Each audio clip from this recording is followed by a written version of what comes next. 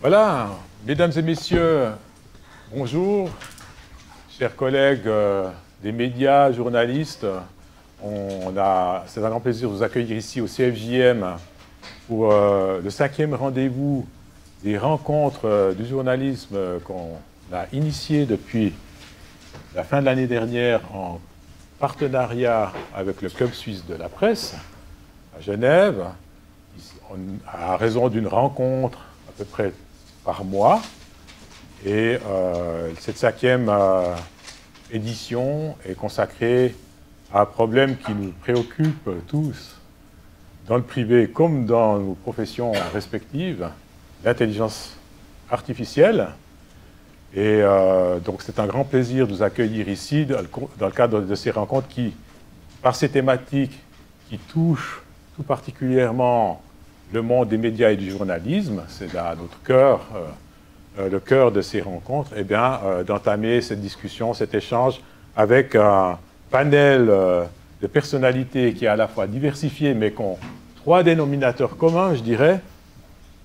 Travailler dans les médias ou pour les médias, d'être quotidiennement au contact de l'IA dans leurs activités, et puis la passion de ce qu'ils font. Voilà, donc je laisse maintenant la parole volontiers à Isabelle pour présenter les différents invités. Isabelle Falconier du Club suisse de la presse pour présenter nos 4 invités et puis mener la discussion autour de cette problématique. Merci beaucoup, Isabelle.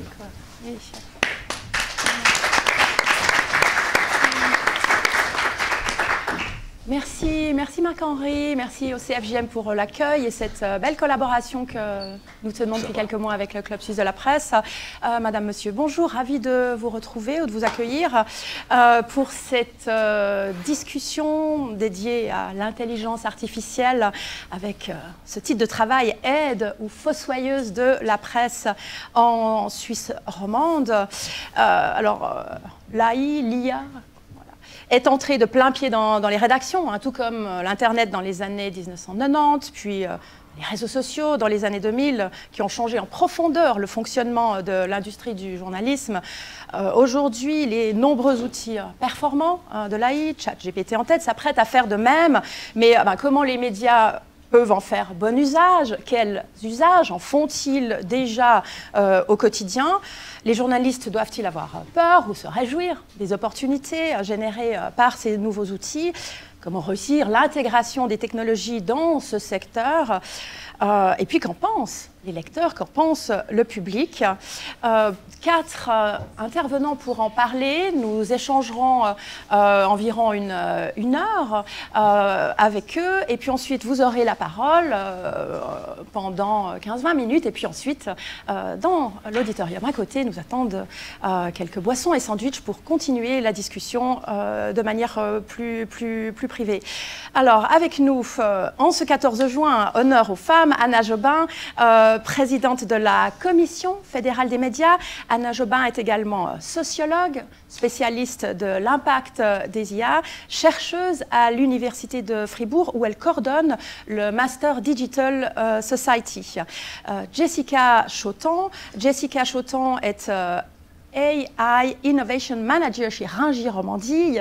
Ringier, je vous le rappelle, en Suisse romande, c'est l'Illustré, PME, Blick, Suisse romande et Côté Jardin. Jessica Choton est journaliste RP. Elle vient d'un master en humanité numérique à l'Université de Lausanne. Thomas Deyon travaille chez ESH Media où il est Chief Marketing and Transformation Officer. ESH Media, pour rappel, c'est le Nouvelliste, Arc Info, La Côte, et puis en Valais, la Gazette de Martigny, le Journal de Sierre, et puis également le Journal de Cossonay, canton de Vaud. Et enfin, juste à ma gauche, Titus Platner. Titus est journaliste, il est membre de l'AI Lab de Tamedia, et puis coordinateur de la formation continue sur l'IA que le CFJM tient toute cette semaine. Tamedia, c'est évidemment le matin dimanche, 24 heures, la Tribune de Genève, 20 minutes et le Sport Center notamment. Alors, petite question brève pour prendre la température de notre panel du jour. L'intelligence artificielle va-t-elle sauver ou tuer la presse romande? Anna Jobin. Je dis, on pose la température. Après, on ira avec des questions un petit peu moins manichéennes. J'essaie d'être aussi bref. Elle va faire ni l'un ni l'autre, mais elle va exacerber les tendances existantes. Jessica? Je ne pense pas que l'IA va remplacer les journalistes, mais il faut qu'on prenne le train, puisque les journalistes pourraient être remplacés par des journalistes qui maîtrisent l'IA. Thomas Deyon?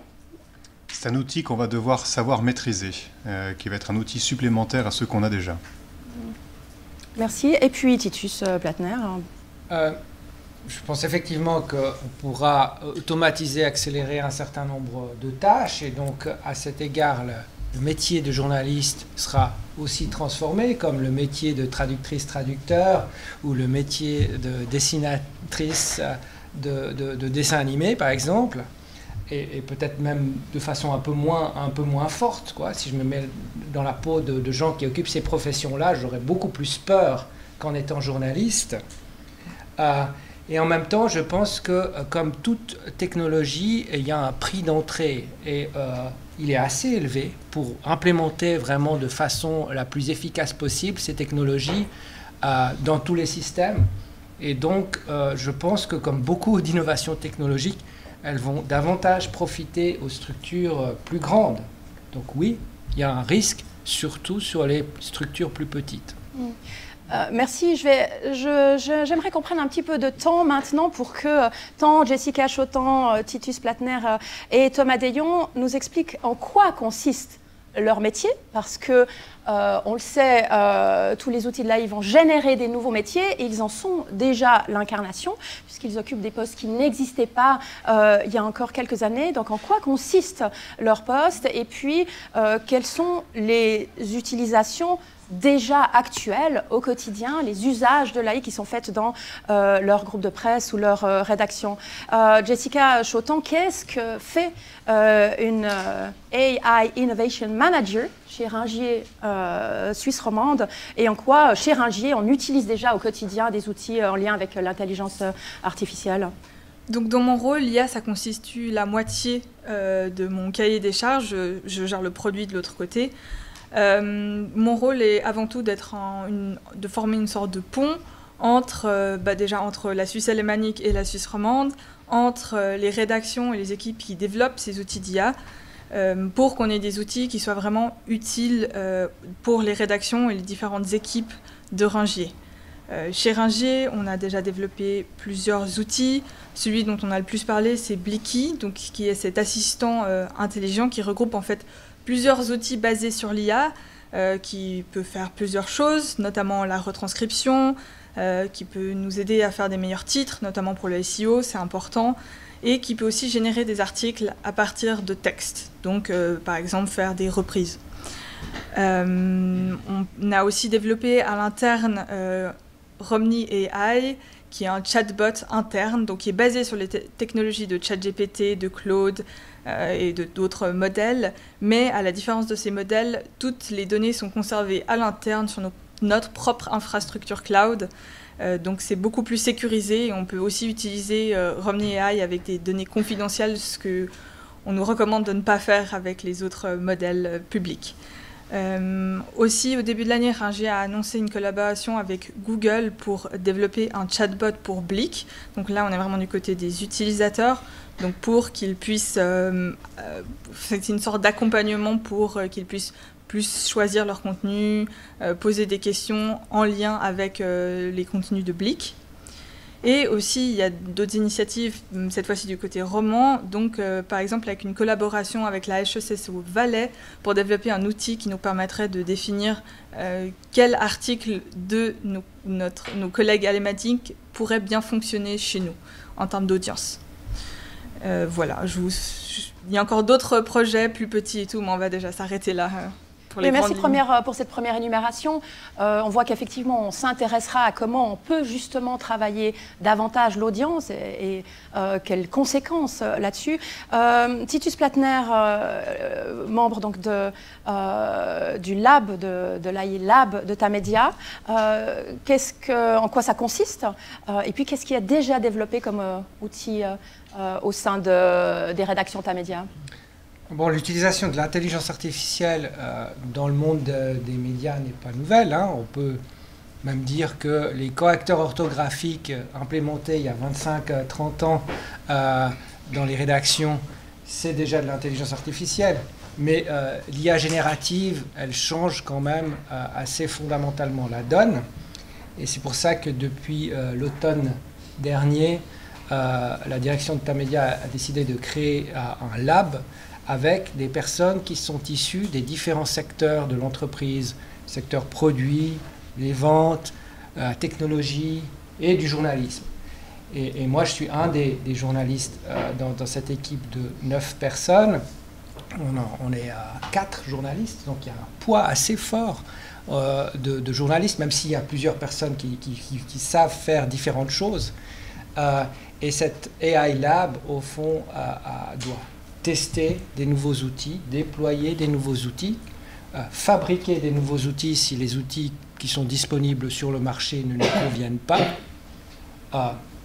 réfléchir aux usages de l'IA dans nos métiers.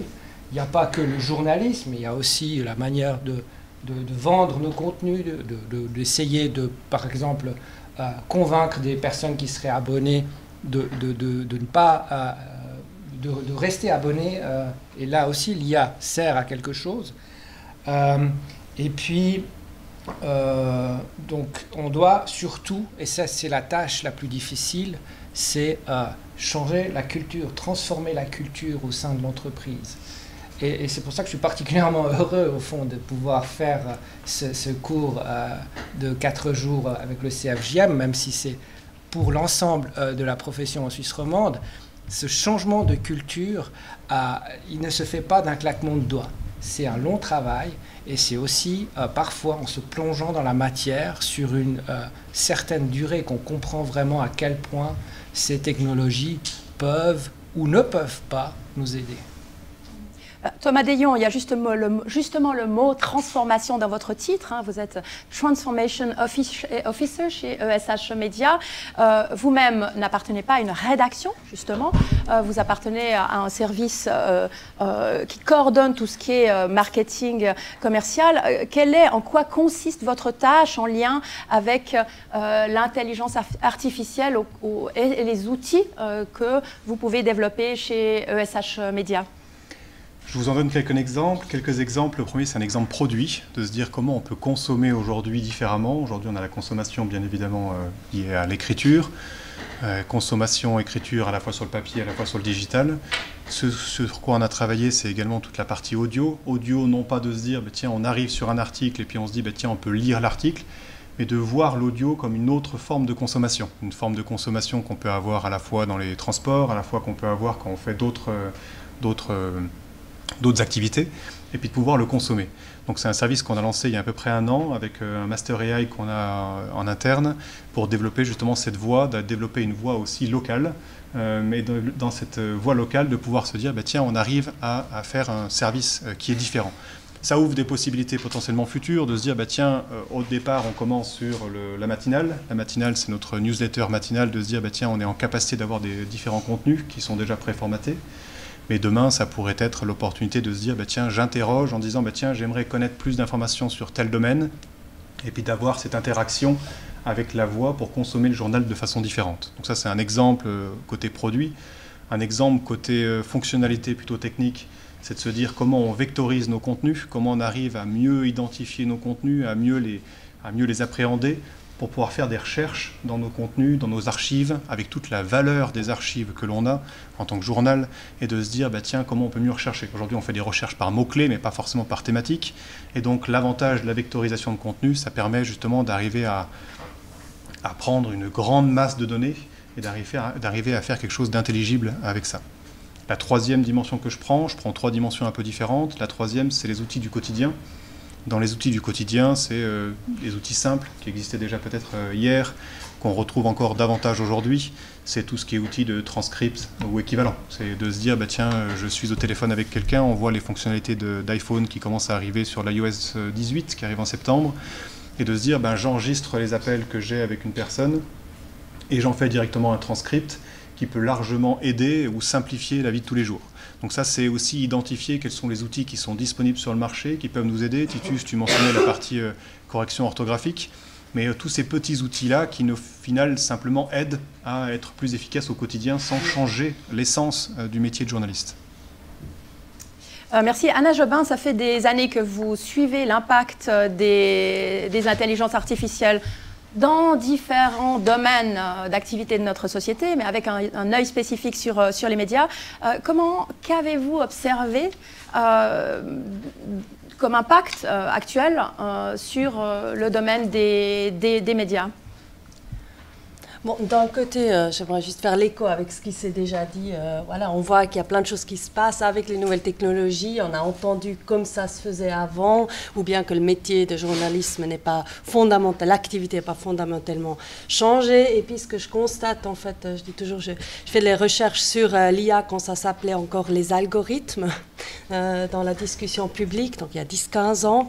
Et puis que des discussions qu'on a eues à l'époque, par exemple sur les résultats de moteurs de recherche en ligne, sur dans quel ordre ça arrive, c'est qui produit ça, est-ce que ça correspond à la vérité, quelle est la gouvernance en fait de cet outil qui me donne de l'information, qu'il y a beaucoup de ces éléments qui se retrouvent dans les mêmes discussions qu'on a aujourd'hui avec l'IA, surtout dite générative en fait. Qu'est-ce que c'est que ces données en fait, qui a le pouvoir, c'est quoi l'entreprise derrière, sur la base de quoi elle prend ses décisions, combien on en dépend ou pas, on crée des nouvelles dépendances forcément ou pas, et puis pour finir, voilà, c'est quoi la valeur de l'information donnée par les entreprises, mais aussi quelle est la valeur de l'information pour le journalisme et finalement pour la société. Et je pense que ça reste des questions fondamentales qu'on doit garder à l'arrière de la tête. Vous êtes sociologue, comment expliquez-vous l'ambiance anxiogène qu'il y a aujourd'hui autour de l'AI et de la presse? Pourquoi semble-t-elle faire d'une manière globale peur, alors qu'on entend ici des exemples fantastiques qui vont au contraire agrandir le champ des possibles en termes de travail journalistique et de diffusion et de lien à l'audience? Comment expliquer cette peur? J'ai deux réponses. Une, elle se réfère plus généralement à l'IA, et pas que les médias ou la presse. Donc, l'IA aujourd'hui, il faut voir, il y a des narratifs en fait qui ont été consciemment s'aimer et puis cultiver sur une IA qui risque d'être tout puissant, sur qu'il faut avoir peur de se faire remplacer. Il y a cette sonnette d'alarme d'urgence, comme quoi des milliers de jobs vont disparaître sans en voir qu'il y en a d'autres qui vont aussi être créés, etc. Donc ça, c'est un peu quelque chose de plus général que j'attribue à un narratif pas très juste, par ailleurs, et probablement très, très, très intéressé. Et puis l'autre, il y a la presse. Là, en fait, je vais plutôt dans l'autre sens, où je dis que les craintes ne sont pas forcément liées à l'IA. Ce que je disais tout au début, cette exacerbation qui se fait, en fait, on a une grosse crise de financement du journalisme. On a une énorme pression, en fait, sur le travail journalisme et dans les médias qui étaient déjà là avant que tout le monde parle de l'IA générative, mais qui est maintenant, en fait, devenu plus fort avec cette possibilité de créer, générer des contenus à grande échelle, peu importe en fait la qualité du travail derrière. Titus Plattner, vous travaillez aussi comme data journaliste, donc le monde des algorithmes et l'aide des algorithmes pour le monde du journalisme, vous connaissez ça depuis longtemps. Comment vous expliquez-vous cette éventuelle peur que vous constatez dans les rédactions auxquelles vous êtes censé aider à passer faire cette transformation de culture d'entreprise? Je pense justement parce qu'on ne comprend pas forcément la technologie qu'il y a derrière. Il y a un côté magique comme ça. Et puis quand vous prenez un communiqué de presse et puis vous appuyez sur un bouton, puis ça vous fait le travail que vous pourriez faire vous-même en le réécrivant quasiment à la perfection. Moi, je suis convaincu qu'il faut absolument une supervision humaine et un humain qui soit responsable ensuite du contenu journalistique diffusé. C'est ce qui nous distinguera de ces robots, de ces médias robots, enfin médias entre guillemets robots, qui ont et qui vont encore plus émerger avec l'IA générative. Je pense que enfin, l'IA générative arrive à un moment où la presse justement ne sait pas où trouver son avenir en termes de financement. Je pense que le journalisme reste nécessaire et les gens qui travaillent dans le milieu du journalisme sont pour la plupart convaincus du rôle du journalisme dans la société. Mais par contre, on ne sait pas comment faire pour financer ce journalisme. C'est pour ça que ça s'entrechoque, à mon avis. Maintenant, c'est ce que je disais, il y a d'autres métiers qui sont probablement beaucoup plus directement touchés que le journalisme. Le journalisme, c'est une activité qui, pour moi, reste essentiellement un artisanat. Quand on produit du sens, quand on va chercher de l'émotion, quand on va chercher de l'information qui ne se trouve pas encore dans l'infosphère, parce que cette personne qu'on va interviewer n'a pas encore dit ce qu'elle va nous dire, eh bien là, on a un rôle essentiel à jouer. Maintenant, les médias qui se financent avec la publicité, qui seront soumis à une concurrence extrêmement rude de ces médias automatiques, au fond, eh bien, sont dans une grande difficulté. Mais alors, Jessica Chotans, à votre sens, où est-ce que l'être humain va encore et fera encore la différence? Pour rebondir sur ce que Titus vient de dire, qu'est-ce qui n'est pas encore justement dans la sphère, la technosphère, et comment ensuite continuer à travailler lorsqu'on sait que justement les sources de financement sont totalement à revoir aujourd'hui? Je n'arrive pas à imaginer une IA aller faire un reportage sur le terrain pour l'illustrer, par exemple. Je pense qu'il y aura toujours des formats qui seront propres aux journalistes. C'est pas quelque chose qu'on peut remplacer. Ce qu'on peut remplacer, c'est des petites tâches répétitives et chronophages, comme simplement, on a tous parlé de la retranscription. C'est quelque chose qui prend beaucoup de temps. C'est quelque chose où on n'ajoute pas beaucoup de plus-value en tant que journaliste. Donc je pense que ces petites tâches-là, oui, on pourra facilement et rapidement les automatiser avec des outils d'IA. Par contre, cette plus-value, elle va jamais disparaître et elle sera d'autant plus importante maintenant, comme disait Titus, qu'on va avoir de plus en plus de concurrence avec d'autres, est-ce qu'on peut les appeler vraiment des médias, je ne sais pas, mais d'autres plateformes qui fournissent du contenu généré à partir d'IA. Je pense qu'on aura toujours quelque chose, une plus-value à apporter, et c'est très important aussi qu'on puisse maintenir un lien de confiance avec nos lecteurs et nos lectrices, aussi en étant très transparent sur la façon dont on utilise nos outils. Par exemple, pour Blicky, nous, on a décidé de ne pas lui donner un visage humain et vraiment de l'utiliser comme un outil, de le décrire et de le montrer, présenter comme un outil. L'icône qu'on a utilisée pour le présenter, c'est un petit robot, donc c'est vraiment très important pour nous que ça soit perçu comme un outil et pas comme un humain qui va remplacer les journalistes. Aussi, pour ne pas sous-estimer le travail des éditeurs derrière qui doivent justement systématiquement vérifier le travail, qui doivent aussi déjà choisir les sujets, faire le prompt, générer l'article. Il ne faut pas sous-estimer tout le travail qu'il y a derrière, même si finalement on a un résultat qui a été fait en grande partie par une IA. Il y a toute une mise en place derrière qui est une mise en place humaine. Et la responsabilité de ce qui est produit, ça sera toujours des humains qui en seront responsables. On ne va pas retrouver des IA qui vont être interviewées sur infrarouge parce qu'il y a eu un cas particulier. Ça va toujours être des humains qui vont être responsables de ça, les rédacteurs en chef et les journalistes. Mais quel type de journaliste? Parce qu'aujourd'hui, évidemment, il y a des nouveaux métiers qui apparaissent, non seulement dans les rédactions, mais dans les entreprises de presse en général. Pour vous, Jessica, quelles compétences ont vos collègues de manière idéale? Est-ce que ça sera des nouveaux métiers qui vont rejoindre les rédactions, des gens justement beaucoup plus formés en termes de nouvelles technologies, ou est-ce que c'est vraiment les journalistes, comme ce qui se passe ici au CFJM, qui doivent, eux, arriver et avec une boîte à outils bien différente de leurs prédécesseurs? Je pense que c'est important que les entreprises jouent leur rôle aussi en termes de formation, qu'il y ait des formations à l'interne et que les journalistes qui travaillent maintenant dans ces structures puissent aussi progresser à ce niveau-là. Et c'est aussi très important que les journalistes restent curieux.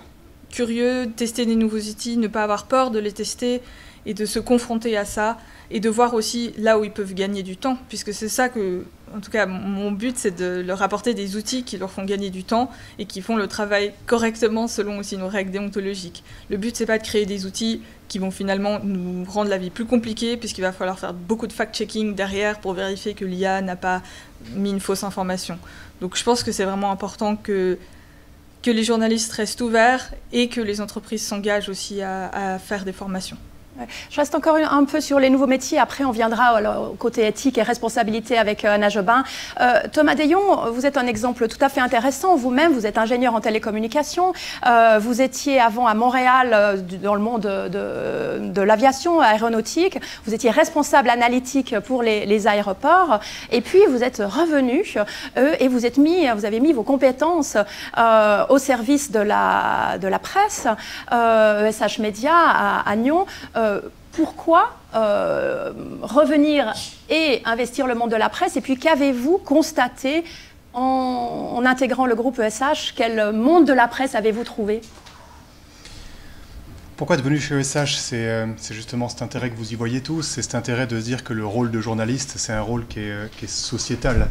C'est un rôle qui dépasse largement un rôle capitalistique ou tout ce qu'on peut y voir par derrière. C'est vraiment ce rôle d'intérêt public. Ce que j'y vois, en tout cas, sur la question qu'on soulève, c'est la question de création de contenu, que je trouve intéressante. C'est, on est en train de dire, il y a création de contenu avec AI versus journaliste. Mais pour moi, il n'y a pas de question sur cet aspect-là. Un journaliste, l'AI ne fait pas du journalisme. L'AI n'en fera pas.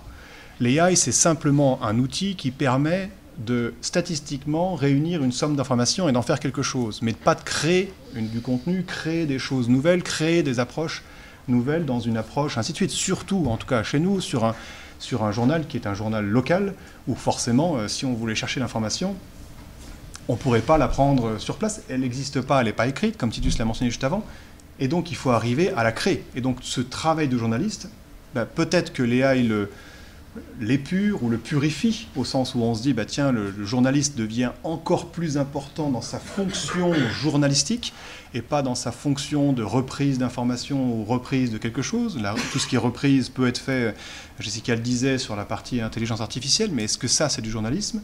C'est une partie qui est nécessaire sur du serviciel, sur autre, mais ce n'est pas du journalisme. Et ce qui m'intéresse là-dedans, c'est justement de se dire également sur la partie marketing, transformation, comment on peut aider ce métier de journaliste, de journalisme, qui est très important, à arriver à passer ce cap, à arriver à se dire, mais tiens, on est dans une difficulté industrielle, comment on arrive à passer sur l'étape d'après, comment on arrive à faire que ce métier perdure, les lecteurs y voient bien l'avantage, et surtout les non-lecteurs y voient l'avantage de ce métier, de ce beau métier, de cet avantage, de cette nécessité sociétale. Donc, pour vous, l'avenir de la presse, il est dans la presse régionale locale, parce que c'est là que, en tant que journaliste, on pourra vraiment faire la différence. En tout cas, il est plus facile dans la presse locale du fait que l'information n'existe pas. J'aurais tendance à dire que sur de la presse plus nationale ou en tout cas internationale, forcément on pourrait se dire je reprends des nouvelles quelque part, j'essaie de les réutiliser avec de l'intelligence artificielle et puis de le remettre un peu différemment. Je pense qu'il y a des exemples qu'on peut trouver assez facilement sur de la réutilisation. Quand on rentre dans la presse locale, on voit que l'intelligence artificielle ne pourra pas mener. Je donne un exemple aussi assez concret sur la presse locale, c'est que si demain réellement on voulait le faire, ça voudrait dire que l'intelligence artificielle devrait trouver du contenu, imaginons réseaux sociaux ou équivalents, pour essayer de trouver les nouvelles.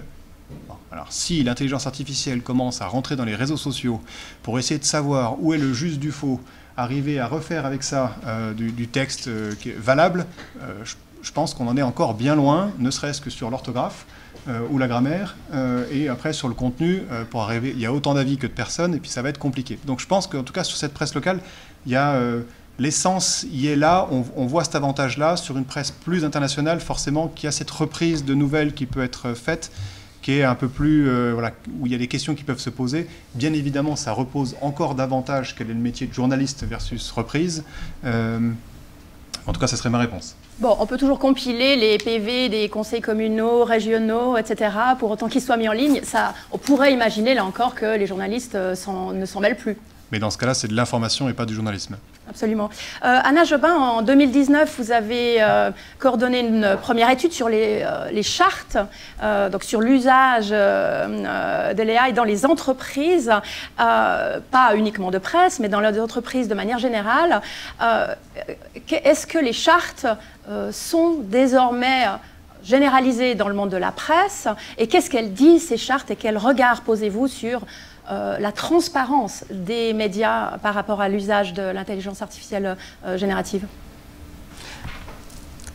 Oui, en 2019, on s'est justement intéressé à cette question parce qu'on voyait que Google était reprise dans les médias avec ses principes sur l'IA responsable, et on s'intéressait en fait quelles autres organisations, pas que les entreprises, mais aussi les organisations publiques ou du domaine de la recherche, ont également émis des chartes donc, sur l'IA. Et déjà en 2019, on en a trouvé 84. Et puis par contre, on a vu qu'il n'y a pas un seul principe éthique que mes collègues qui sont éthiciens, éthiciennes ont aidé à identifier. Qu'est-ce que c'est un principe éthique? Il n'y en a aucun qui se trouvait dans tous ces 84 chartes. Ce qui montre en fait déjà qu'il n'y a pas une convergence de vraiment ce qui est important, ce qui est peut-être normal, parce qu'il y a un pluralisme de valeurs aussi, de ce qui importe au niveau mondial, selon les secteurs, selon les tâches. Et je pense que c'est ça qu'il faut garder à l'esprit maintenant dans le journalisme. Si on parle de cette éthique, c'est que la transparence, c'est un des valeurs, mais ce n'est pas le seul. On a mentionné avant la nécessité sociale donc, du journalisme. La transparence en est une, il y a toute la déontologie en fait sur comment se fait le journalisme qui va au-delà de la transparence. Je trouve très intéressant de voir les différentes initiatives en fait qui se passent. Maintenant, nous, au sein de la commission, on a identifié quand même 5 conséquences un peu de cette hype de l'IA, et dont notamment il y en a un qui nous tient particulièrement à cœur, c'est ce lien de confiance avec le public, où on estime que ça peut être très utile si, dans un monde idéal, le monde de la presse suisse arrive à se mettre d'accord, s'autoréguler sur qu'est-ce qui correspond à un bon usage de l'IA ou pas, pour y souscrire, parce que du point de vue du public, ils ne vont pas aller lire chaque charte de chaque média, en fait, avant de décider s'ils font confiance à un article ou pas. Et en fait, l'enjeu, c'est cette confiance dans les médias. Comme ensemble, et je pense tout ce qui facilite en fait à pouvoir défendre donc la valeur justement journalistique et tout ce qui est mis en commun de ces valeurs, et tout ça aide en fait à préserver ou peut-être renforcer ce lien. Mais pour vous, Anna Jobin, à quel moment, quand commence l'AI générative? À partir de quel type d'usage? Et donc à partir de quand faut-il commencer à rendre transparent l'usage d'un tel outil auprès de son public? Là, j'ai plutôt parlé avec ma casquette de chercheuse, où moi-même j'ai défendu en fait pour le monde universitaire qu'on ne devrait pas être obligé à citer avoir fait usage à l'IA générative, vu que l'IA générative ne peut pas être une source. Ce n'est pas une source d'information, justement. Il y a un outil probabiliste qui remet l'information ensemble, mais que finalement, en fait, voilà, on ne peut pas la citer comme on citerait une autre source, ce n'est pas reproductible. Et puis, on ne peut pas se dédouaner, en fait, de l'information qu'on recevrait, soi-disant, par une IA générative. On doit garder soi-même la responsabilité sur ce qu'on estime pouvoir reprendre ou pas. Voilà, maintenant, est-ce que ça peut être utile ou non quand même, de déclarer certains usages? Là encore, je pense que c'est très bénéfique si y a un principe unique, en fait, vers les médias qui se mettent d'accord quelles sont les lignes rouges à ne pas franchir ou quels sont les labels qu'on estime utiles à utiliser, aussi en fonction de ce qui est important pour le public. Justement, ce lien de confiance, il repose sur quoi? Qu'est-ce qu'il faut pour que le public ait confiance ou au contraire, ou même regagne, puisqu'on constate une sorte de baisse de confiance envers les médias en général, pour de bonnes ou de mauvaises raisons. Ce lien de confiance, il repose sur quoi principalement? Peut-être Anna encore, et puis après... Je ne vous vois pas, donc je oui, tout à fait, désolée. Anna encore, et puis après on fera le tour. Il y a plusieurs études, plusieurs recherches. Il y a aussi même des études qui montrent que le niveau de confiance baisse pas forcément, bien au contraire. Même pendant la crise Covid, la confiance dans les médias en général a même de manière généralisée, ça ne veut pas dire auprès de chaque individu, mais dans la population a même augmenté. Ce qui a par contre changé ou ce qui a baissé, c'est être prêt à payer pour l'information journalistique en ligne. Donc il n'y a pas un lien direct entre si on fait confiance et combien on est prêt à payer pour cette information, pour ce média. Le lien de confiance, voilà, donc là on constate pas forcément une perte. Par contre, je pense que c'est un enjeu que de pouvoir le préserver aussi dans ce nouvel environnement. Oui, Titus Plattner, sur ce thème du lien de confiance et des chartes, quelles sont les chartes actuellement publiques ou en discussion au sein de Tamedia et dans quel but? Alors, Tamedia a une charte qu'on a élaborée déjà depuis le printemps 2023, donc assez rapidement. Elle a été adoptée par la direction et les rédactions en chef en juin 2023, donc plus d'une année. Et elle fixe un certain nombre de principes. On pense que l'IA et l'IA générative, c'est un outil qui a des opportunités, mais qu'il faut l'utiliser de manière sensible et responsable. Et pour illustrer un exemple, prenons le cas des images. Chez Tamedia, on a décidé de ne pas utiliser d'images photoréalistes, mais on s'autorise à utiliser des illustrations générées par IA. Pourquoi? Parce qu'on ne veut pas brouiller la frontière entre le réel et le virtuel.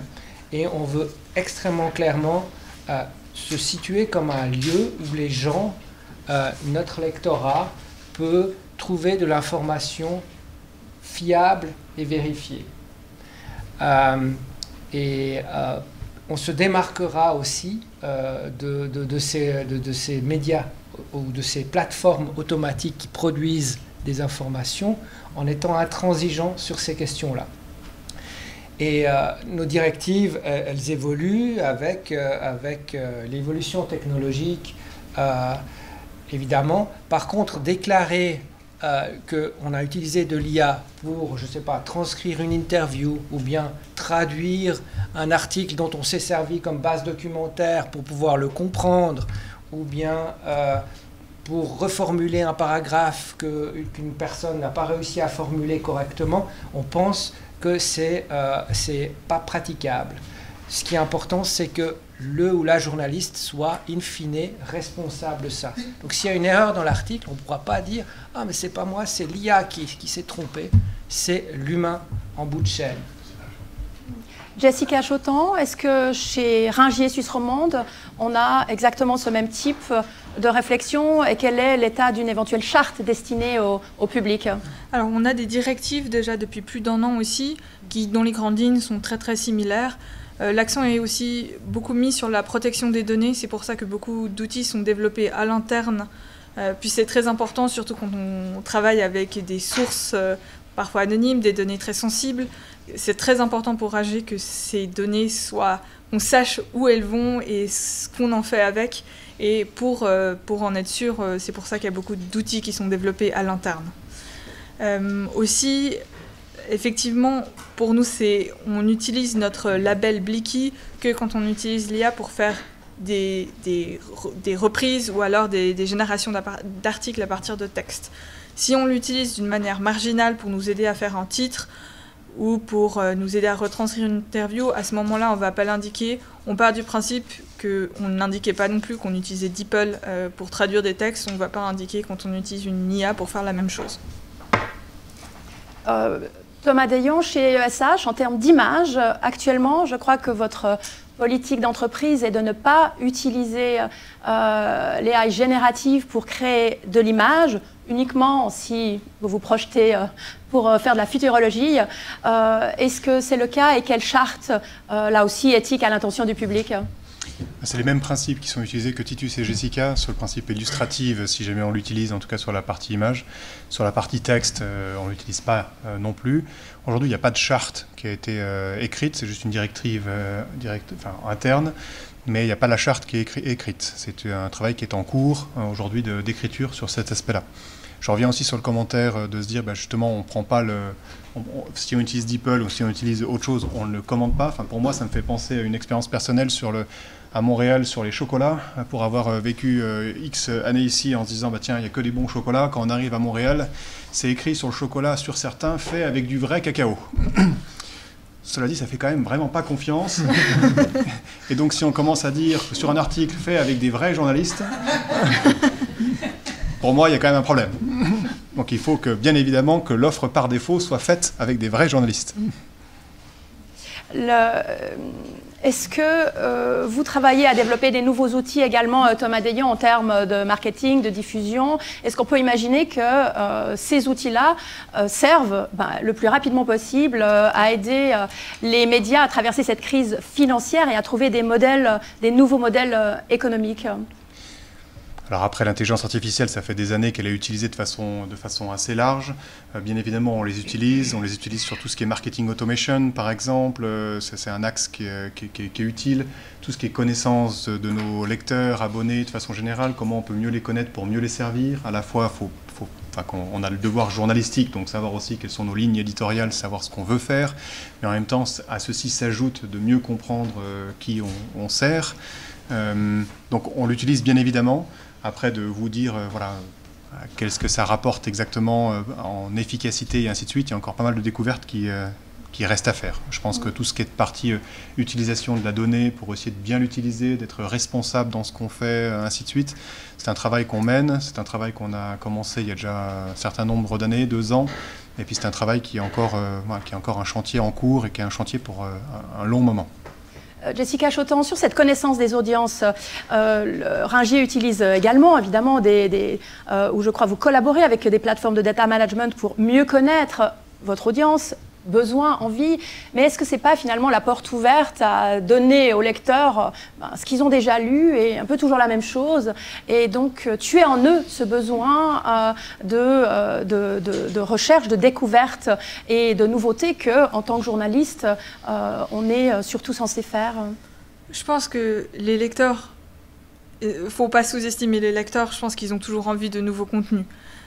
Ces données, elles peuvent nous donner des indications sur les thématiques ou le type de contenu qui les intéresse. Et je pense que c'est très important qu'en tant que journaliste, on écrive aussi pour la population, qu'on écrive pour les gens. Et je pense que les journalistes ont aussi envie d'être lus. Donc on va écrire des articles aussi dans cet objectif-là d'être lus. Je pense que c'est vraiment ces données, elles peuvent nous donner des indications, mais on doit aussi, en tant que journaliste, réfléchir à aller plus loin que juste s'arrêter aux données. Et comment est-ce qu'aujourd'hui, vous utilisez déjà les outils d'AI pour justement, est-ce que ça passe par les réseaux sociaux? Est-ce que ça passe par l'analyse de vos données des abonnés? Comment est-ce qu'on travaille déjà ça maintenant pour guider l'audience vers des contenus susceptibles de lui plaire? Déjà, simplement, on a beaucoup de données, donc simplement de pouvoir avoir un outil qui nous simplifie la lecture de toutes ces données, c'est très important. Et c'est déjà de là qu'on va tirer nos principales conclusions pour qu'est-ce qui intéresse le public ou pas. Ensuite, en termes de diffusion, nous, on n'a pas pour l'instant sur le site, en tout cas de Blick.fr, il n'y a pas de système de personnalisation. C'est quelque chose qu'ils ont déjà en Suisse alémanique depuis un moment, ça sera sûrement introduit à un moment donné ou un autre, et l'IA nous permet d'aller plus loin au niveau de la personnalisation. Mais pour l'instant, on utilise surtout ça pour nous guider. Pour les données, on les utilise pour nous guider. Titus Plattner, vous réfléchissez aussi au sein de l'AI Lab de Tamedia sur comment on raconte cette évolution, cette révolution au public et pour produire des articles sur l'évolution, tout ce qui est les nouveaux produits de ChatGPT, l'évolution de l'AI en général. Qu'est-ce qui intéresse le public? Est-ce que c'est un sujet qui passionne vos lecteurs et quels types de sujets sont aujourd'hui utiles à la population quand on parle d'intelligence artificielle générative? Bon, ça, c'est pas une thématique qui est abordée. En tout cas, c'est pas dans le mandat de l'AI Lab, mais j'ai été auparavant journaliste à la cellule enquête de Tamedia pendant de longues années. Donc, c'est quelque chose qui me tient à cœur.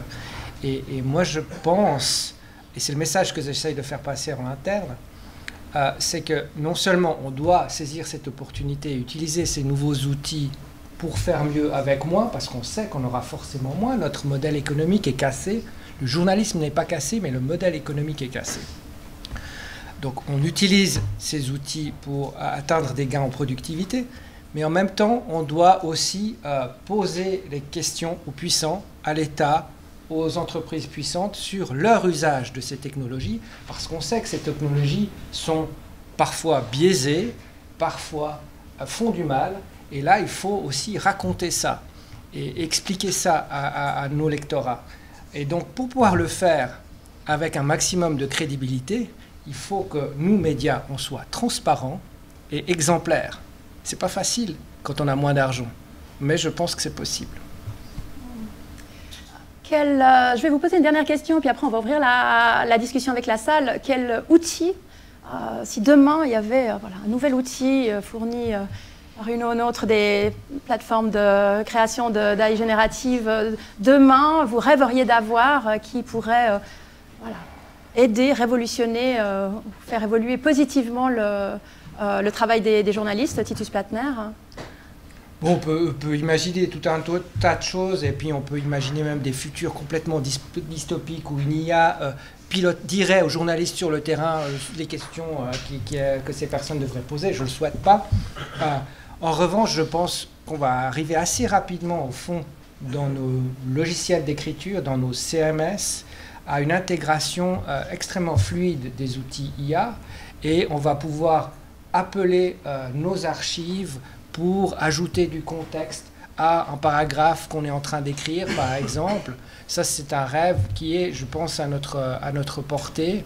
Et est-ce que c'est bien, est-ce que c'est pas bien? Un journaliste retraité maintenant, mais qui était assez reconnu dans la profession, journaliste parlementaire, me disait: oui, moi, un tiers du temps, je répète ce que j'ai déjà dit, un tiers du temps, je recopie ce que d'autres ont écrit, et puis seulement un autre tiers du temps, j'écris des nouvelles choses. Donc si pour le premier tiers, en tout cas quand on répète ce qu'on a dit ou ce que d'autres ont dit dans notre propre média, parce qu'on sait que c'est de l'information fiable et vérifiée, on peut utiliser l'IA pour accélérer au fond la production de cette partie-là de notre travail, et bien faisons-le. Et ensuite, on a, j'espère, plus de temps pour faire mieux le dernier tiers qui contient la plus grande plus-value. Merci. Jessica Choton, un rêve à portée de main? Je pense, avant d'avoir des rêves, il faut déjà qu'on regarde les problèmes qu'on a et comment on peut résoudre ces problèmes. Et même, est-ce que l'IA, c'est la bonne solution pour résoudre ces problèmes? Je pense que l'intégration fluide à nos outils, c'est ce qui va arriver, et je pense que ça sera très important. Ça sera plus simple pour les journalistes d'utiliser l'IA, et je pense que ça deviendra même un automatisme.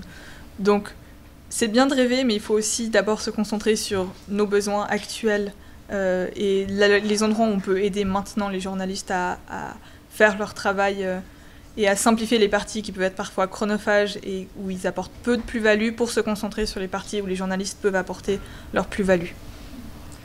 Merci. Thomas Deillon. Je vais être obligé de passer dans le tiers de copier et de dire forcément que voilà, c'est de réduire justement cette partie friction, et puis d'arriver à dire qu'entre le journaliste et le lecteur, comment on arrive à enlever le maximum de friction dans la vie de tous les jours pour arriver à faire que voilà, le journaliste puisse faire davantage son métier. Et donc ce un tiers là de création, je suis entièrement d'accord avec cet aspect-là.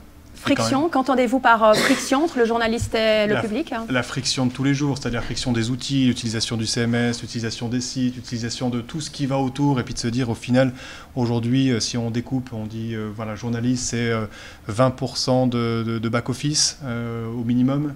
Est-ce que ces 20%, on peut en supprimer une part? Est-ce que c'est possible? Voilà, ce serait peut-être là où ça serait intéressant. Et Anna Jobin?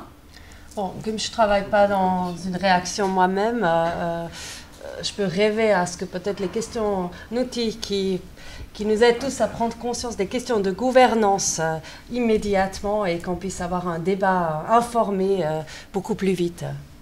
Un débat informé beaucoup plus vite, qui inclurait quels participants, qui inclurait aussi le public ou même les politiques, hein, puisque vous-même discutez aussi régulièrement avec le monde politique?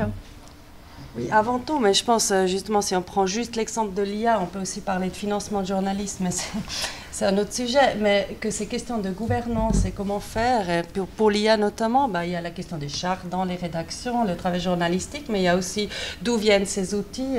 Voilà, Jessica, vous l'avez mentionné avant, vous faites vous-même des outils pour ne pas dépendre des autres intermédiaires, et je pense que ça reste une grande question à la fois pour les médias en tant qu'organisation économique, mais aussi pour la santé, si vous voulez, de la démocratie ou du public, de raconter aussi ces histoires donc, de gouvernance de ces nouveaux outils.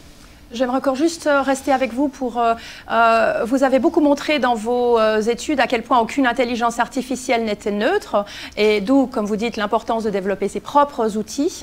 Mais est-ce que c'est quelque chose dont la population générale et peut-être les médias, la presse, les journalistes en sont assez conscients? C'est qu'aucune intelligence artificielle n'est neutre et qu'il y a donc des biais qu'il s'agirait en tant que journaliste de gommer au maximum. Anna Jobin. Aucune technologie ne peut être neutre parce qu'il y a, je sais que je dis ça aux journalistes qui aspirent à avoir une neutralité, mais cette neutralité, en quelque sorte, elle est construite par la déontologie. Alors qu'une technologie, il y a forcément des paramètres.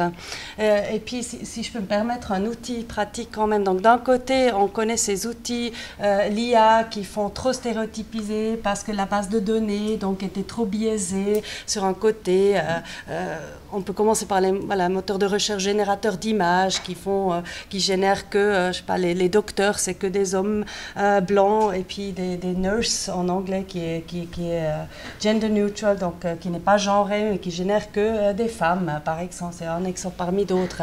Ou du coup, Google, qui a avec Gemini aussi générateur d'images, s'est dit on va paramétrer différemment, on va justement contrebalancer ce biais dans la base de données pour y ajouter plus de diversité. Ce qui a mené à ce qu'on peut générer, il y a eu des exemples où du coup si on demandait à ce générateur d'images de générer une image de pape, que ça donnait une femme, ce qui n'est pas encore prévu par l'Église catholique actuellement. Mais on voit comme quoi cette neutralité ne peut pas exister parce qu'il faut paramétrer cet outil en quelque sorte. Et si on travaille avec des probabilités statistiques, ça va toujours rester que ça, une probabilité statistique qu'on ne peut jamais revenir à chaque individu. Je veux dire, aucune science humaine même n'a encore trouvé comment prédire exactement l'action d'un être humain dans une situation donnée à 100% de sécurité. Et je pense que c'est ça la limite de ces IA. C'est extrêmement puissant. Voilà, pour la généralité, pour la probabilité, mais ça ne remplace jamais en fait le vécu, le monde infiniment complexe. Merci pour cette première partie d'échange. Je vous propose, Madame, Monsieur, de poursuivre avec vous. Levez la main et puis parlez simplement bien fort pour qu'on vous entende. Alors, Madame. J'ai travaillé comme journaliste, je fais une thèse qui est en lien avec l'Internet. Et moi, la question qui me titille en vous écoutant, c'est la question du rôle de gatekeeper du journaliste et de la presse traditionnelle, officielle, celle qu'on aimerait avoir. Et parce que d'un côté, on a cette intelligence artificielle générative, alors on sait qu'elle fonctionne sur les statistiques avec un système probabiliste, et que l'outil développe lui-même, continue à développer lui-même sa manière de fonctionner, donc à la fin, il n'est pas du tout transparent, on ne sait pas ce qui se passe. Puis d'un autre côté, voilà, on dit le journaliste doit contrôler, il doit y avoir une intelligence humaine derrière pour vérifier. Et en même temps, moi je me dis, mais tout le monde passe tous notre temps à chercher des informations sur Internet, donc à un moment donné, qu'est-ce qui fait que le journaliste, quand il va arriver avec ses connaissances, il va être fiable, fiable dans le sens où est-ce que le journaliste va pouvoir encore susciter une confiance suffisante dans sa manière de contrôler les connaissances qui sortent de l'intelligence. Je pense que conserver et construire ou développer encore plus, renforcer ce lien de confiance est essentiel pour la survie de nos médias. Et les médias qui réussiront le mieux auront les meilleures cartes en main pour survivre. Effectivement, il y a plein de plateformes de diffusion d'informations et des plateformes qui sont faites par des personnes qui travaillent avec des normes journalistiques aussi. Mais ce qui sera l'enjeu, c'est de communiquer au fond sur les valeurs qui sont défendues par l'entreprise, les normes éthiques qui sont à l'œuvre derrière. Et là, je pense aussi qu'on assistera probablement à une concentration à terme. Aux États-Unis, avec l'avènement du Trumpisme, c'est quelques gros médias qui ont bénéficié au fond de nouveaux abonnements avec cette vague de Trump, quoi. Et puis les autres, on ne leur fait pas confiance parce que c'est des médias trop petits, etc. Alors qu'il y a des journalistes professionnels qui respectent les mêmes normes qu'au New York Times, qui travaillent. Mais voilà, il y a une focalisation sur les grands acteurs. Ouais, ça veut dire en fait que ces grands médias arrivent à concentrer des capacités d'intelligence humaine qui font que cette intelligence humaine, parce qu'ils sont peut-être plus nombreux ou mieux formés, plus pointus, je ne sais pas, ils sont plus puissants qu'un petit média avec oui, puis mieux marketé. Oui, ils ont juste plus de moyens, je crois que c'est ça que j'ai compris. C'est mieux marketé. Après, pour moi, la question est plutôt binaire de se dire confiance ou pas confiance, et pour moi, l'écart est plutôt, et la réponse est plutôt relative. De se dire, le commun des mortels voit une certaine forme, les journalistes ont cette capacité d'arriver à extraire, de corréler, et ainsi de suite les informations, et donc l'écart entre ce que n'importe qui pourrait avoir versus ce que le journaliste pourrait avoir, c'est l'écart qui est intéressant, que je vois plus dans cette forme d'écart que dans cette forme de se dire il y a 100% de vérité d'un côté et puis 0 de l'autre. Et qu'après, oui, pour moi, c'est du marketing, de savoir comment on market, et forcément, plus on est un gros groupe, c'est la confiance qu'on a dans la marque. Enfin, c'est l'exemple typique qu'on a toujours, Coca-Cola versus Pepsi. Si on fait le test à l'aveugle, tout le monde dit Pepsi, c'est meilleur, mais par contre, quand on montre la marque, on se dit le Coca, c'est meilleur. Voilà. Alors, Jessica, au début, vous aviez dit qu'il faudrait qu'un des risques, c'est que les journalistes qui ne sachent pas comment utiliser l'IA seront remplacés par les journalistes qui savent comment l'utiliser. En Suisse romande, aujourd'hui, quelle formation, parce que vous avez parlé aussi de formation à l'intérieur des entreprises, mais par exemple, pour les journalistes freelance ou quelque chose comme ça, est-ce qu'il existe des formations actuelles maintenant pour les journalistes qui aimeraient justement apprendre à utiliser ces outils dans leur travail? Titus Plattner, qui justement mène ici même une semaine de formation continue organisée par le CFJM en tant que formation continue. Moi, je trouve super que les entreprises fassent des formations internes, mais souvent, c'est par petits bouts, c'est 1 heure par-ci, 1 heure par-là. Là, on a la chance, avec le CFJM, de pouvoir faire une plongée de 4 jours. Et j'espère, pour les participantes et les participants à ce cours, il y aura un avant et un après. Et ça, c'est très important, mais on ne peut pas demander à toutes les journalistes et à tous les journalistes de Suisse romande de consacrer 4 jours maintenant, en 2024, à une formation de ce type. Donc, ça se fera petit à petit, et avec le temps, et puis aussi à travers les profils de personnes qu'on engage, quoi. Est-ce que vous avez un site web ou quelque chose comme ça? J'imagine que c'est le site web du CFJM. Où on pourrait recevoir des nouvelles. On pourra en parler après, puis Marc-Henri Jobin, directeur du CFJM, est là aussi. Et je pense que ce qui est aussi très important, c'est d'être curieux. Il y a énormément de ressources qu'on trouve gratuitement sur Internet. Et aussi se demander qu'est-ce que je cherche à faire. C'est quoi mon objectif? Je vais utiliser l'IA pourquoi? Et selon vos besoins, en fait, simplement ChatGPT, si vous voulez reformuler des phrases, vous pouvez simplement lui dire reformuler, coller une phrase, et puis il vous fera le job. Donc c'est vraiment se poser la question de qu'est-ce que vous cherchez à faire, et après de la curiosité d'aller chercher déjà en ligne les ressources gratuites. Il y a aussi plein de formations payantes, il faut aussi savoir faire le tri. C'est ça qui est un peu la difficulté actuellement. Je pense aussi que ça serait très important que ces questions-là soient abordées dans la formation initiale des journalistes au CFJM. En tout cas, quand moi je l'ai fait, c'était pas encore le cas. Je ne sais pas à quel point... C'est prévu. Voilà, j'imagine que c'est prévu. C'est intégré maintenant. Voilà. Bon, c'est très, très bref, mais ça l'est, oui. Voilà. Puis c'est un grand défi, hein. C'est pas que pour le journalisme, on a la même chose, les formations aux universités et tout. Donc on a mentionné au début, on vient de lancer à Fribourg le nouveau Master Digital Society. Il a été lancé en fait en 2023 en mineur. On va probablement le lancer en grande branche l'année prochaine seulement, en Digital Society en 2025. Je pense qu'il n'est pas trop tard. Pas trop tôt, pardon, je veux dire. Oui. Monsieur, et puis après... Oui, alors, merci pour ces présentations qui étaient vraiment hyper intéressantes. Je voulais corriger un truc. Moi, j'ai un peu, ça m'énerve un peu qu'on dise les journalistes ont peur de l'IA. C'est pas le cas à ma connaissance. J'en ai beaucoup parlé avec beaucoup de collègues. Les journalistes n'ont pas peur de l'IA. Les journalistes ont peur de perdre des lecteurs et de se faire virer. Et on est vraiment dans une ambiance où on est tous conscients qu'on doit faire autrement nos métiers. Et puis, ce qui me rassure quand même aujourd'hui, c'est une chose très importante. C'est que j'ai vécu le début du web dans les rédactions à la fin des années 90, j'étais en tout début de carrière.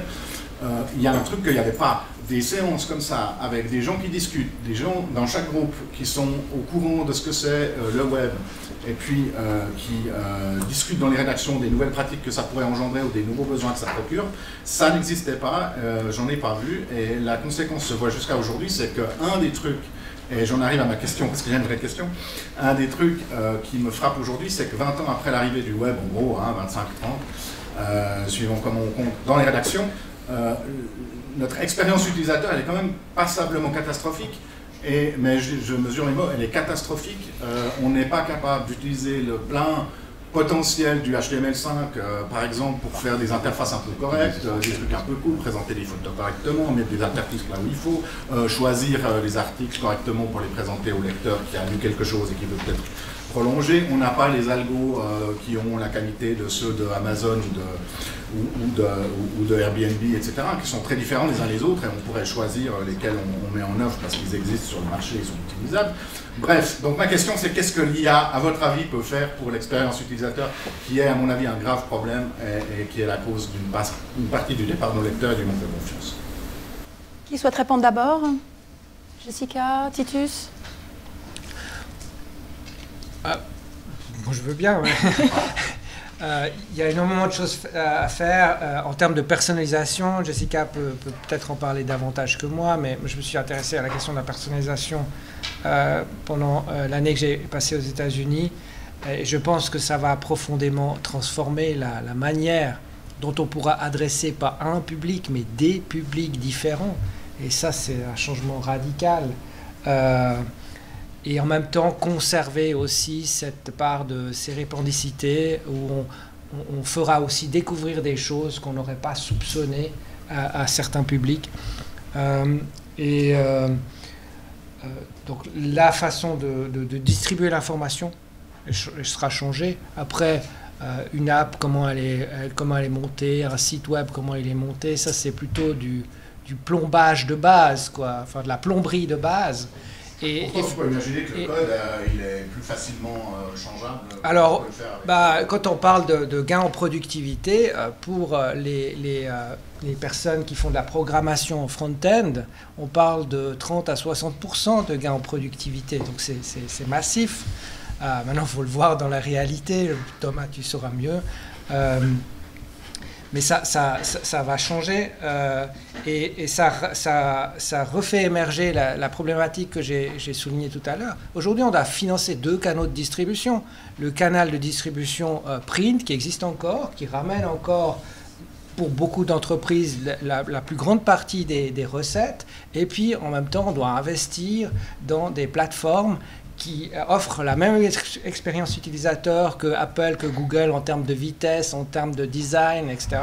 Et ça coûte cher. Et les entreprises plus petites, elles rament plus, quoi. Je complète aussi la question que tu poses. Elle est liée au fait de comment fonctionne une intelligence artificielle. Elle fonctionne sur une base de données. Donc, quelles sont les données qu'on a à disposition pour être en capacité de l'entraîner et de faire quelque chose? Ce qu'on voit aujourd'hui, c'est qu'on peut l'entraîner sur le texte de loi, on peut l'entraîner sur énormément de textes construits, puis après arriver à dire c'est ça. Mais la question que tu poses, c'est de dire, au final, comment j'améliore l'expérience utilisateur? Quelles sont les données que l'on a aujourd'hui sur l'expérience utilisateur? Est-ce que quand je suis devant mon application, devant mon site web ou ainsi de suite, quand je suis frustré, quelles sont les informations que je génère? Au final, très peu. Donc l'intelligence artificielle, si elle devait s'adapter pour arriver à se dire, mais tiens, comment je réagis par rapport à ça pour arriver à le faire, on a peu de données. Donc cette adaptation que tu demandes, elle me semble compliquée. Autrement, il faudrait évaluer la souris sur l'ordinateur, ou il faudrait évaluer quelque chose, mais sur le téléphone portable, on n'a pas cette notion de où on regarde, qu'est-ce qu'on fait, et ainsi de suite. Donc arriver à optimiser l'interface utilisateur, c'est la question que tu poses, voilà, il faut de la donnée. Et que sans données, l'intelligence artificielle ne sert à rien. Je pense que ce qui est intéressant avec tout cet engouement autour de l'intelligence artificielle, c'est que ça nous a poussé à remettre un peu en question justement nos plateformes et nos sites. Dans le cas de Ringier, je le vois bien, où on s'est dit comment on peut intégrer l'IA. Du coup, il faut retravailler tout le reste derrière aussi avec. Et donc c'est vraiment ça qui a eu lieu, c'est que ça a un peu rebattu les cartes, et maintenant on va repenser un peu le tout pour intégrer l'IA, mais simplement aussi au passage améliorer l'expérience d'utilisateur. Juste un petit complément, parce que ma question elle était aussi sur est-ce que économiquement, parce que c'est ce que votre présence ce à quoi votre présence me fait penser, c'est-à-dire que ça a l'air de se passer à l'intérieur des groupes, ce qui est plutôt une bonne nouvelle, sachant que pour ce qui est du web, on a externalisé les choses parce qu'on ne savait pas le faire, etc. Et puis que ça nous donne aujourd'hui assez peu de marge de manœuvre pour, par exemple, changer la tronche de site internet un jour parce qu'il se passe un truc chez nous d'important. Donc est-ce que ces outils, ils sont plus ouverts qu'avant, dans le sens où on pourrait plus les adopter, ou bien on va se retrouver avec des grosses boîtes et dépendre d'Apple ou je sais pas quoi. Je pense que oui, je pense que la question du web, justement, on a tous été un peu pris de dépourvu sur le web, et de se dire tiens, on ne sait pas comment le gérer. Après, cette notion que tu mentionnais, Jessica, sur le dire justement on doit réintégrer pas mal de connaissances pour pas se faire prendre sur on ne sait pas sur quelle base de données cette IA a été formée. Donc oui, clairement, je pense que cette question, et la question éthique revient aussi, qu'elle n'était pas posée il y a 20 ans, enfin 30 ans. Et je pense que oui, on est prêt à se dire, aujourd'hui, on voit bien que la technologie, de façon générale, transforme nos métiers, et qu'on doit être en capacité de comprendre les conséquences que ça a derrière, non pas par la pratique, mais déjà par la réflexion de base, et de se dire, tiens, oui, on doit d'abord se poser les bonnes questions avant de faire l'usage. Donc je pense qu'on s'est fait quand même échauder 2-3 fois sur sociétalement parlant, sur ces concepts technologiques, et qu'on a appris de nos leçons sur ces dimensions-là. Et l'intelligence artificielle, comme c'est un peu de la magie noire, parce qu'on ne sait pas forcément au final ce qu'il y a dedans, comment le système s'auto-apprend. Enfin, quand on est sur du deep learning, on va aussi tomber sur des concepts où on ne sait plus forcément comment le système est construit, ce qui n'était plus le cas sur le machine learning. Machine learning, on entraîne un outil, donc on sait que le résultat est forcément celui qu'on a à peu près prévu. Le deep learning, on lui dit le début, on lui dit la fin, puis on lui dit trouve la façon de, et puis en même temps, quand il l'a trouvé, il ne nous dit pas laquelle c'est. Donc forcément, ça pose d'autant plus la question de se dire on ne peut pas rentrer dans le système, donc on doit bien valider l'entrée et la sortie, et de se dire à quel point c'est responsable, à quel point ça fait du sens, quels sont les biais, quelles sont l'éthique qu'on doit y mettre, parce qu'on devient aveugle sur une partie du process. Merci, on va prendre encore une autre question. Merci, j'ai eu la réponse. D'accord. Une dernière peut-être. Oui, alors, volontiers Sylvain. Très rapidement, j'avais une question pour Jessica Choquan sur Blicky. Vous l'avez fait plusieurs fois, je voulais juste savoir si vous pouviez me faire un petit récap de qu'est-ce que c'est, comment on occupe, à quoi ça sert. Donc Blicky, c'est le nom qu'on utilise pour décrire plusieurs fonctions. La principale, c'est la fonction pour générer des textes à partir des textes. Et c'est le nom qu'on lui a donné sur notre site dans l'interface d'utilisateur pour identifier cette utilisation de l'outil. Générer des textes à partir de textes, c'est ça? Voilà, donc des reprises, ça peut être à partir de communiqués, voilà. Et qui sont soumis aux mêmes règles qu'on utiliserait pour faire des reprises manuellement. Et qu'est-ce que vous avez eu comme réaction des lecteurs par rapport à ce... Alors, pour l'instant, c'est encore une production assez modeste. On est sur une dizaine d'articles, donc on n'est pas en train d'inonder notre site avec ça. On n'a pas eu de retour de lecteurs. Pour l'instant, on a eu des retours dans le milieu où les gens étaient contents de voir qu'on était transparent. Est-ce que vous vous êtes inspiré de quelque chose qui s'était fait dans une autre rédaction? Pour Blicky ? Oui. Je pense que beaucoup de rédactions travaillent sur la génération de texte à partir de texte. Là, je parle du caractère du personnage. L'outil. En fait, nos collègues alémaniques l'ont nommé. On voulait l'indiquer très clairement au début de l'article, donc il fallait qu'on lui trouve un nom et puis une forme d'identité pour expliquer le concept sans pour autant l'humaniser, puisque pour nous, ça doit rester un outil et puis pas créer un faux profil de journaliste. C'est pour nous pas du tout l'objectif de brouiller la limite entre ce qui est de l'outil et ce qui est du journaliste. Et qu'est-ce qui reste alors de Blick dans Blicky? Est-ce que ça montre qu'un organe de presse peut être un sorte de curateur de contenu? Non, je pense, comme je l'ai dit, on est pour l'instant que sur une dizaine d'articles, on n'est pas en train d'inonder le site. La stratégie éditoriale plus large, c'est ça qui prime surtout. On ne va pas juste faire de la curation de contenu, c'est pas du tout l'objectif de Blick. Une autre question?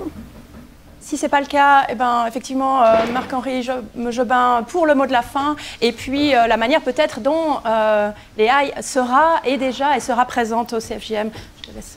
Alors voilà, on est aussi au début d'un processus au CFJM. Dans l'enseignement, il y a aussi un time to market, on pourrait dire comme ça, c'est-à-dire il faut que les choses soient suffisamment mûres et déjà mises en pratique pour qu'on puisse vraiment en parler de manière à ce qu'on en retire quelque chose, et pas seulement de la compréhension, mais aussi du savoir-faire. Et c'est aussi la marque de fabrique, si on veut bien, nos formations ici au CFJM, c'est qu'on ne veut pas donner aux gens seulement à comprendre et à savoir, c'est une part, mais aussi à exercer avec ces outils, à s'exercer sous la conduite d'experts, de coachs qui permettent effectivement d'aller plus vite au but. Et c'est pour ça qu'on a attendu un certain temps avant de proposer cette formation. Alors, elle a démarré mardi dernier, c'est la première édition, 4 jours, où on traite texte, images, son, et puis des utilisations, il y a un hackathon, et puis il y a aussi cette discussion qu'on a intégrée aujourd'hui pour voir, dans le fond, la réflexion, évidemment, les limites, les lignes rouges, les possibles. Donc, c'est ça qui est évidemment que c'est quelque chose qui est en pleine mutation, c'est un work in progress. Alors, et vous savez, on apprend presque chaque semaine qu'il y a des développements dans l'IA, des nouvelles possibilités. Donc, il faudra continuer. Hein, ça ne s'arrête pas au terme de ces 4 jours. C'est permettre aux gens de mettre le pied à l'étrier. Et puis, alors, l'expérience utilisateur, vous savez, il n'y a qu'à sortir son smartphone pour se rendre compte qu'on en utilise peut-être 10% des possibilités par rapport aux différentes apps qu'on a. Alors, c'est aussi aider les gens à utiliser d'autres fonctionnalités de leurs outils à bon escient. Et puis, évidemment, ce faisant, il y a un effet de capillarité, puisqu'on est à l'œuvre dans son média, dans son travail. Et puis, en voyant peut-être quelqu'un qui a un peu plus d'affinité, utiliser à bon escient ces outils, on s'y intéressera aussi si on est plutôt relativement sceptique. Et puis, c'est comme ça que se fait la formation aussi de pair à pair. Alors, pour celles et ceux d'entre vous que cela intéresse, nous aurons une deuxième édition. On ne va pas attendre très longtemps pour le faire. Ce sera au mois de septembre. Alors, ça se termine le vendredi 13 septembre. C'est facile à retenir. Donc, ça commencera le mardi 10. Donc, du mardi 10 au vendredi 13 septembre, deuxième édition. Il est possible de s'y inscrire via notre site internet. Et puis, Annie, qui était là tout à l'heure, vous avez vu, sera en relation avec vous pour vous inscrire, le cas échéant. On prend un nombre limité d'inscriptions. Nous avions 13 personnes pour cette première édition. Pour nous, c'est une quinzaine, c'est un maximum. Parce justement, on ne veut pas seulement faire des conférences, on veut faire de l'exercice. Donc, il faut permettre aussi à nos intervenants d'intervenir comme coach et de permettre aux gens de s'approprier, si vous voulez, une partie de ces outils et avoir le courage de s'y mettre. Voilà, donc pour la formation initiale, on a une demi-journée de sensibilisation. Je pense qu'à terme, ce sera un peu comme pour les réseaux sociaux. Maintenant, les réseaux sociaux, on ne le donne plus sur une journée comme ça, compacte. On le fait, mais on les intègre dans tous les exercices qu'on fait sur l'ensemble de la formation. Donc, comment faire la promotion de sa production sur les réseaux sociaux, ou bien comment les utiliser, comme outil de veille, etc. et de contrôle. Voilà, c'est des choses qui s'intègrent dans comment dire ça, dans la production au quotidien. En fait, et ces savoirs qui s'accumulent, eh ben, ça nous rendra plus pertinents. Et puis c'est vrai que c'est bien d'avoir chaque fois autour de soi, disons, des personnes qui sont des super users, comme on aime les appeler, qui ont une connaissance plus approfondie et qui sont des référents dans le métier sur ces particularités et auxquelles on peut s'adresser aussi sur le poste de travail pour avancer plus vite.